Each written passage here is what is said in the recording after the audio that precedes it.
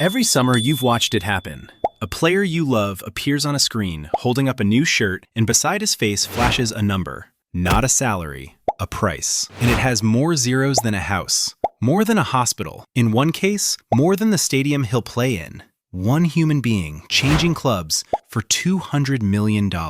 And here's the strange part. You can't actually buy a person. Slavery has been illegal for over 150 years. Nobody owns him. So when a club hands over $200 million for a single player, what exactly are they paying for? You probably assume the answer is simple. He's that good. And sure, he's brilliant. But that's the smallest part of the price. The real answer is stranger. Clubs aren't really buying a player at all. They're buying something you can't see. And once you know what it is, you will never watch a transfer the same way again. Start with the number itself, because it barely sounds real. In August 2017, Paris Saint-Germain signed Neymar from Barcelona for 222 million euros. That's around $260 million.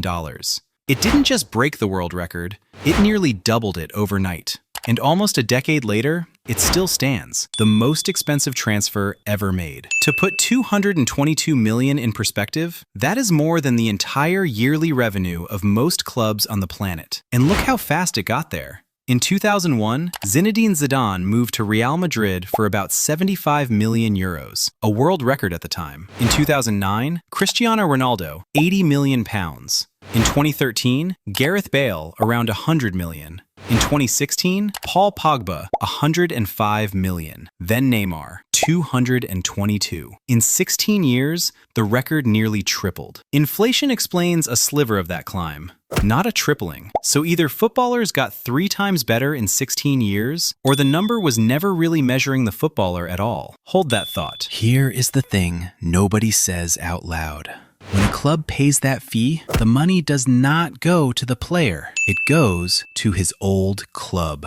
And what changes hands isn't a man, it's a piece of paper, his registration, the exclusive right to hold his contract. A player under contract can't simply walk to a new team, so the fee is what one club pays another to tear that contract up early and let him go. You are not buying him. You are buying the right to employ him. And that fee is separate from his wages. The buying club still has to pay him, often more over the life of the deal than the fee itself. And this is older than you would think. The first ever 3-figure transfer was back in 1893, when a forward named Willie Groves moved to Aston Villa for about £100. By 1905, Alf Common became the first £1,000 player, joining Middlesbrough. By 1928, the first 5-figure deal arrived. David Jack for nearly £11,000. For most of the century that followed, the clubs held all the power. A player whose contract had ended still couldn't leave without their permission.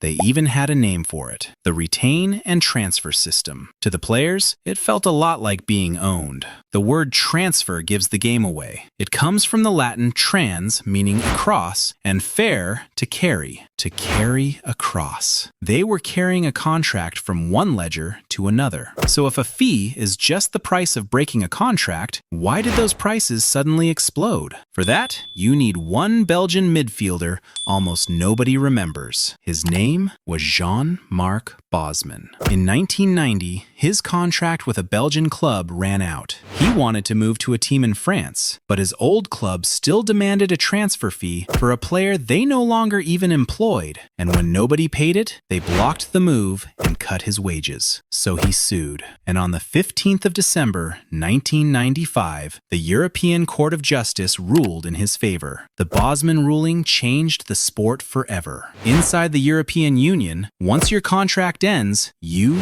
are free. No fee. You can walk. The same ruling tore up the limits on how many foreign players a club could field, and the richest clubs began hoovering up the best talent from everywhere. Now here is the twist nobody expected. Setting players free made the fees go up, because suddenly a contract running out was a disaster. The club would get nothing. So clubs began locking their best players into long, expensive deals and charging colossal fees to break them early. And the players, now now able to walk away for free when a deal ran down, used that leverage to demand far bigger wages. The contract became the single most valuable thing a club owned. In Spain, the law goes even further.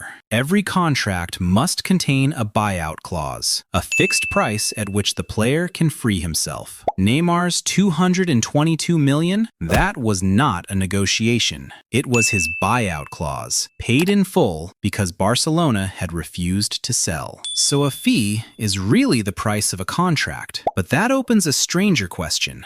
How does a club write a living human being onto its books? The answer is the part that should make you blink. When a club buys a player, the accountants treat him almost exactly like a machine. The transfer fee goes onto the balance sheet as an asset, and then it gets amortized, written down a little every year across the length of his contract. The same way a factory depreciates a delivery van. Buy a player for $80 million on a 5-year deal, and he costs $16 million a year on the books, every year, until his value on paper drops to zero. And the word for it is grimly perfect. Amortize comes from the Latin root mort, death, the same root as mortal and mortuary. It literally means to bring to death. An accountant buys a brilliant young striker and from day one begins slowly killing his value, year by year, down to nothing. It is why clubs hand out 5- and 6-year contracts. A longer deal spreads that death out thinner. It is why selling a player can book an instant profit, and why some clubs, near the end of a financial year, will sell an academy player who cost them nothing just to balance the books. And it is why the fee was never really about how good he is today. It is a bet on the future. The goals, yes, but also the shirts with his name on them, the sponsors, the resale value, and the attention of 1 billion people. And the clubs paying these sums are giant businesses now. Real Madrid alone brought in close to 1.2 billion euros in a single recent season. Over time, the wages can dwarf the fee. By Forbes' estimate, Cristiano Ronaldo earned around $280 million in 1 year. The economists Simon Cooper and Stefan Szymanski once crunched decades of club data and found something deflating. What a club spends on transfer fees barely predicts where it finishes. What it spends on wages does. The fee buys the asset, the wages buy the performance, and both, in the end, are just guesses about a future that hasn't happened yet. So, why does one soccer player cost $200 million? Not because a human being is worth that. You are not buying the human at all. You are buying a contract, a few years of legal control over where one person is allowed to work, and the moment you sign it, he becomes a line on a spreadsheet, an asset you depreciate towards zero like office furniture. The number isn't a measure of the man, it's a measure of the bet. How many shirts? How many trophies? How much of the world's attention a club believes he can pull in before the contract dies? And once you see it, you start to see it everywhere. The value was never inside the player. A person is just a person. It only becomes 200 million the second 2 clubs, a whole league, and a watching planet all agree to treat a slip of paper that way. The price tag was never hanging on him. It was hanging on the agreement. Take the agreement away, the league, the rules, the watching millions, and the most expensive man in the world is just a person who is very good at football. So the next time the transfer window opens and a number with far too many zeros flashes beside a smiling face holding up a shirt, remember what you are really looking at. It isn't the price of a person, it's the price of a promise. A few years of someone's future, carried across from one club to another and quietly written down to nothing. The player was never for sale, the time was.